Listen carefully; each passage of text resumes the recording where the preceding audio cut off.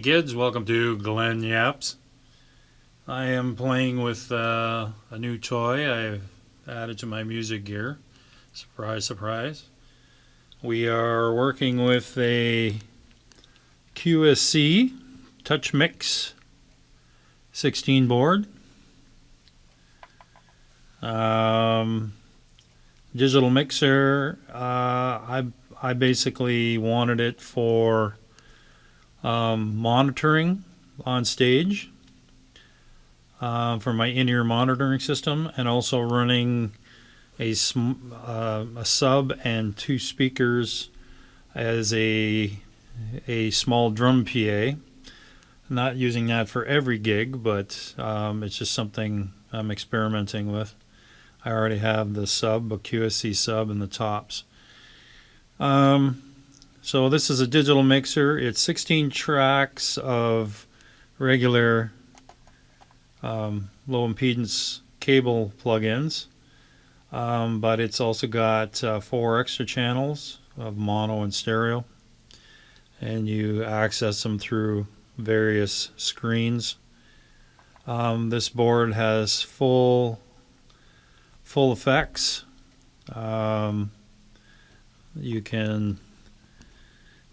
This board has full effects here, so we'll just show you anyway. So you can get the banks, each bank at the top of the 16 tracks, plus the other mixes in here, the stereo ends. We're just going to be working with the first 7. That's basically 7 tracks for my drums. Normally live, I play a small drum set live most of the time. It's got auxiliary sends. As you can see, there's quite a few auxiliary sends. And the cool thing about this board is I can get my in-ear monitor mix using the in-ear, these wonderful earbuds. I can EQ my entire drum set or the band in general to suit my taste. And then I can have this entire mix copied over to an auxiliary for front house. I can run just a single out to the front house, and I can basically EQ the front house auxiliary totally different than my in-ear mix. So we can suit the front house and the bar sound, and then have my in-ears to make me happy, because obviously an in-ear mix is not going to be the same as the front house. So it's pretty slick. Normally if you touch an item on here, like we'll just say this one right here, touch that, you can slide it by hand, or you can use this knob here, and it goes up and down.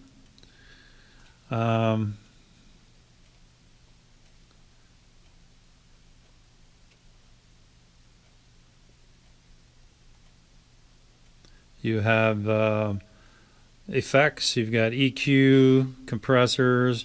You can go to each one of the effects you want. Like if it's a compressor, there's your compressor per drum. Gates. I'm not really a gate fan, but there's your effects, multi effects. You get reverbs and delays and all that fun stuff. There's your auxiliaries, little sliders. There are presets. If you don't want to mix your own kit or instrument, they have presets in to help you.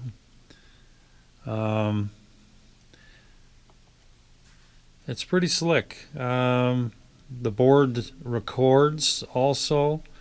As you can see, I got a thumb drive here. I'm just kind of working on how that does it. Right now, I can record, if I hit record mode, I can arm any track I want, and it will, you can go pre-effects or post-effects. Obviously, if you're recording and you want to put it in your your own software on your computer, you would go before the effects, because you want to do it nice on the computer. Anyways, you can record in real time multi-tracks up to 16 tracks. And in my case, I'm just using a thumb drive. They don't recommend that for long projects, like if I was recording a band the whole night for multi-track. And what it does, it already formats that thumb drive, and what it does is creates folders for each of the 16 tracks.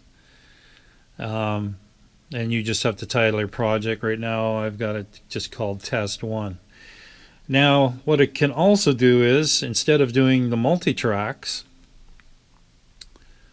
what it can do is just record a left and right stereo track. So if you want to record your band's performance for a whole night, you would just record the stereo outs, and it would record any mic that's plugged into it. So I normally run, like right now this is just 7 on the drum set, but in the next batch, well, there's nothing there yet, but I usually mic my guitar player just for my own in-ears. I run it direct from my bass player. I also have a vocal line here, and we have a new rig now, so I'll be able to run the rest of the guy's vocal and mine separately, so I can control my own vocal and theirs. And my guitar player has an acoustic, and I can put him in here. And this is strictly just for my own in-ear mix, but I can record the entire band if I wanted to from just the on-stage miking that I'm doing here. It won't incorporate the front house, the actual ambience of the front house, but it's still a great tool for learning how you're playing a certain song and how you're performing it. So so basically, if I do the guitar here, I just basically, I hit this top one and say my guitar player, I can EQ just by touching and moving these around while he's playing, just to get my sound for him. In the case of the guitar player and the bass player, most of it would be just a volume thing and EQing. We wouldn't need reverb and stuff, because most of that stuff they naturally have in their own rigs, so it'll just get transferred through a microphone. So yeah, so a microphone goes to my rig just for my own listening, and then obviously it has it'll have my mix, and then separate from the main house, so 2 microphones, and that's just my own preference. Most people don't do that, but I like to be able to control what I hear, and I love hearing guitar, and I like hearing bass in the mix, and definitely vocals because I sing. So yeah, it's a fun little toy. I'm experimenting on it with this is a pearl snare that I bought off a chum, and this is a vintage Gretsch 18-inch kick drum. That's an awesome little kick drum. I bought that locally a while ago, but I've always wanted an 18-inch Gretsch kick drum, and sure enough, one just kind of fell in my hands.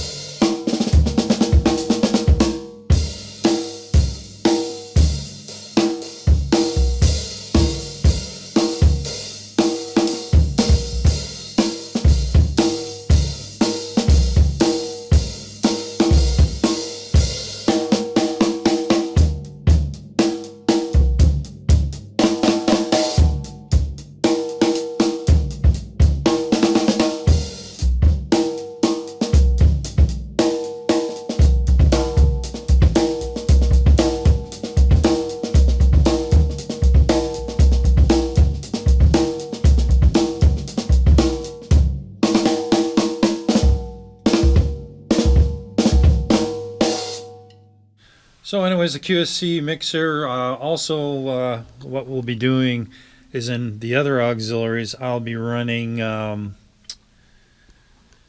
my QSC sub, so that'll be controlled by a slider, and then two stereo tops, which will be on a separate slider. So we'll have the woofer with this has crossover settings in it too. So I can set the crossover to get, say, from 100 down for the kick drum, and then 100 up for the tops, just to subdivide the frequencies. So anyways, neat toy. I'm just learning how to dial it in. It seems really good. I can get it fairly loud, but nothing is going to be as good as the test with the band, because the band is loud. And we'll see if it cranks up pretty good. But right now, the in-ears, yeah, I've got a little bit of headroom there, so it should work out pretty good. Once I figure out the software a bit more, right now I want to use it for doing drum videos. It should be a lot easier to do drum videos, performance videos I call them, with this mixer than my other setup. But I'm just trying to figure out one extra section right now that's I seem to be missing. So, and the manual is like this thick. Okay, I forgot to mention a couple of things about this mixer. The one cool thing that I'm looking forward to, which I've already started doing the mixes on, is I can do mixes on a bunch of the kits, the drum sets that I use, and save those mixes in memory. So whatever kit I use live, I could just go into the banks and have an already mixed drum set. Like I've already mixed my Tama kit, which is this one over here. That's just going to be for basement use anyways. And I've done a Gretsch kit, and I'll do two more kits that I kind of switch out live. And all that is, they call them scenes. And you can see the Gretsch is already up there right now. So right now I have the Gretsch one in, the Tama. I'm doing this little test one here. That one is just going to be labeled test for the most part. I haven't saved it as a scene yet.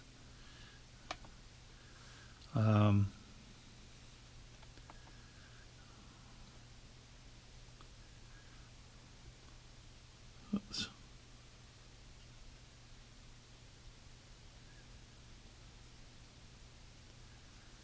Yeah, so anyways, so that's a cool part. So every time if I need a specific kit, I just go right here and recall it, and the mix of that kit will come back up, and away we go. So it's pretty slick actually. So I'm still fine-tuning all of these. So right now what you see is the slider levels aren't set for the Tama one, but everything else to do with the mix and everything is. The levels I'm still playing with because of my in-ear monitors. I'm trying to get a good overall balance, and I'm not happy with what I've got so far. The sound of the drums is fine, but just getting the levels. So anyways, we'll go back to the Gretsch one here, and we recall that, and it should be up. There we go. It says Gretsch, and works out pretty good. Anyways, what this mixer also does, which a lot of digital mixers do, is you can control them from a phone, a digital phone obviously, or cell phone. And you can also control them from an iPad. Unfortunately, QSC has not done software for Windows.